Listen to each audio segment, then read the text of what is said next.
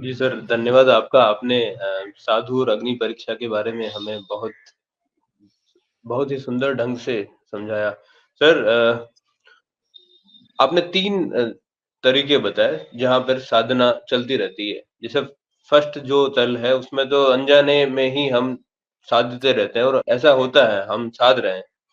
दूसरा थोड़ा-सा थोड़ा उससे श्रेष्ठ तल आ जाता है।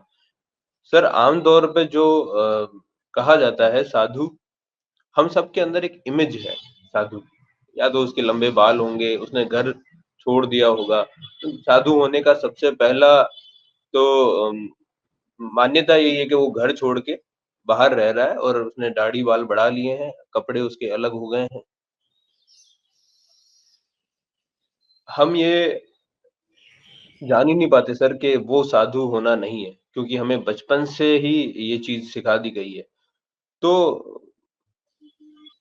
जो सच्ची साधना है जिसके बारे में आपने हमें बताया कि आत्म अवलोकन, और आत्म अवलोकन में उतरते हैं तब अग्नि परीक्षा और भी थोड़ी कठोर होती है। आपने सर एक चीज़ और भी बोली, सरल और कठोर दोनों चीज़ें, दोनों एक साथ आपने नाम लिया। तो हाँ। मैं ये जानना चाहता हूँ कि सर आपने सरल कैसे कहा? क्योंकि मैंने ये पाया है खुद ने आत्म अवलोकन में मुश्किल होता है सर बहुत, क्योंकि संस्कारग्रस्तता बार-बार हावी होकर आती है। तो कठोर मुझे लगा, बट सरल कैसे है? थोड़ा आप इस तरफ सरल इस हमें। तरीके से है, यदि आप अपने को पूरा का पूरा दांव पर लगाने के लिए राजी हैं तो ये बहुत सरल है। पूरा दांव पर कि मैं ऐसा अभी समझ रहा हूं, ऐसा मुझे दिखाई पड़ता है, ऐसा मुझे समझाई पड़ता है, लेकिन मैं इस बिंदु पर आश्वस्त नहीं हूं कि यही समझने का अंतिम ढंग है। जैसे मेरे पास पत्नी है, बच्चे हैं, जिनके प्रति मैं अपने को बहुत दायित्ववान महसूस करता हूं कि उनके जीवन की देख रेख का जिम्मा, उनको भरण पोषण का जिम्मा मैंने अपने ऊपर लिया है। और मैं नहीं चाहता हूं कि मेरी अनुपस्थिति में उनका भरण पोषण बाधित हो, वे किसी भी तरह के संकटों से गुजरें। यह मेरी समझ है और इस समझ को मैं क्वेश्चन नहीं करना चाहता। ये एक ढंग है कि मैं इस चीज को निभाऊंगा, निर्वाहूंगा, इसके बाद फिर मैं और कोई बात करिए मुझसे। ये एक ढंग है। अब इसमें कठिनाई है, क्योंकि ये जो मेरी समझ है इसको मैं क्वेश्चन नहीं कर रहा हूं। इसमें मुझे हमेशा कठिनाई आएगी, क्योंकि यह बात सबसे पीछे रहेगी, सबसे गहरे में रहेगी, और इस बात के अनुकूल चीजों को मैं साधना चाहूंगा कि भाई इसको छेड़िए मत। तो इसका मतलब मेरी पांव जो है एक जगह से बंधे हुए हैं, बाकी चीजों पर मैं काम कर सकता हूं। इसको बनाए रख करके जो चीजें साधी जा सकती है उसे साध सकता हूं। अब बात आती है जो जो आपने पूछी सरल की, जहां पर चित्त जो है यह कहता है कि यह बात तो ठीक है, मेरी समझ में यही प्राथमिकता दिखाई पड़ रही, पर यही प्राथमिकता है ऐसा मैं नहीं मानता हूं। आप समझ पाए?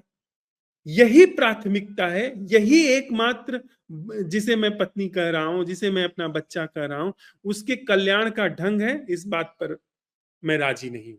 यह भी एक ढंग हो सकता है, या ऐसा ढंग हो सकता है कल्याण का, सम्यक जीवन का, जो मुझे नहीं पता है, लेकिन अभी मुझे सिर्फ यही ढंग पता है, इसलिए मैं इसको इसी तरीके से लेकर के चलता हूं। इसका मतलब है कि जब आपने अपने सूक्ष्मतम अहम को देख लिया, सूक्ष्मतम अहम अपने को अंतिम सिद्धि मान करके चलता है कि मैं जो वह अंतिम सिद्धि है कि इस पर क्वेश्चन ना हो, कि यही एक ढंग है, इसके बाद बात करिए। उस पर क्वेश्चन हो गया, यानी वह जड़ उखड़ गई, वो अंतिम जड़ उखड़ गई, तो इसके बाद फिर चीजें बहुत सरल हो जाती, बहुत सरल हो जाएंगी।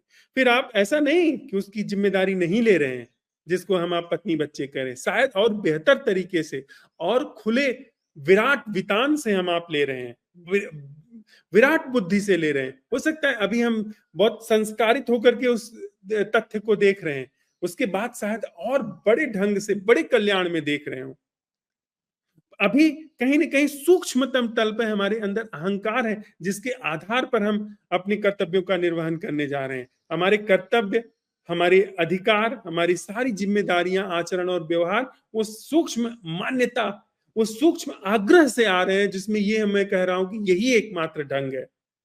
इसके बाद जब मैं यह इस अंतर्दृष्टि के साथ में रहता हूं कि ऐसा है, मुझे ऐसा दिख रहा है, ऐसा दिखाई पड़ रहा है, लेकिन यही सच है, यह मैं नहीं स्वीकार करता। सच हो सकता है कि वह भी हो सकता है जो मैं नहीं जानता। सम्यक ढंग वो हो सकता है जो हो सकता है मेरे जीवन में अभी कभी नहीं उतरा। इसका मतलब वो जो सबसे गहन अहंकार है ना, सूक्ष्म, वो उखड़ गया। आप समझ रहे हैं? यहां से चीजें आसान। फिर आप जो कर रहे हैं उसमें एक निर्विकल्प अवलोकन है। निर्विकल्प, यहां ऐसा हो रहा है, मैं ऐसा व्यवहार कर रहा हूं, पर यही सच है यह नहीं। वह वह आग्रह की यही सच है, हमारे भीतर प्रमाद को जन्म दे देता है। वहीं से प्रमाद, वहीं से अंधेरे का स्रोत, अंधेरे का झरना बहने लगता है। पर अगर वहां पर अंधेरे का झरना नहीं है, तो आप अपने सारे क्रियाकलापों में एक अवेयरनेस पाओगे, हिलोगे नहीं। वो दाढ़ी बाल बढ़ा करके या सिर मुड़ा करके या क्लीन सेव सूट बूट पहन करके, कृष्णमूर्ति के बाद साधु संत की परिभाषा सूट बूट पहन के, क्लीन सेव और बाकायदे मर्सिडीज बेंच में घूमते हुए भी आई है। न वो, न पुराने लंगोटी लगा करके, रोप पहन के या दाढ़ी बाल बढ़ा कर मुड़ा कर, वह सब बात सब बेमानी हो गई। उनका कोई बहुत अर्थ नहीं। जिसकी जैसी मौज हो वैसा जिए, सारे विकल्प मौजूद हैं। असली जो साधु है वो वहां से पैदा, जहां आग्रह नहीं है, जहां ऐसा है, मैं ऐसे ऐसे में जागा हुआ हूं, ऐसे में मैंने जागरण को अवसर दिया है। जब आप यह देखेंगे ना, आप पाएंगे बहुत सरल हो गया। करना क्या है? आग्रह नहीं है, जागरण फैला हुआ है। जी।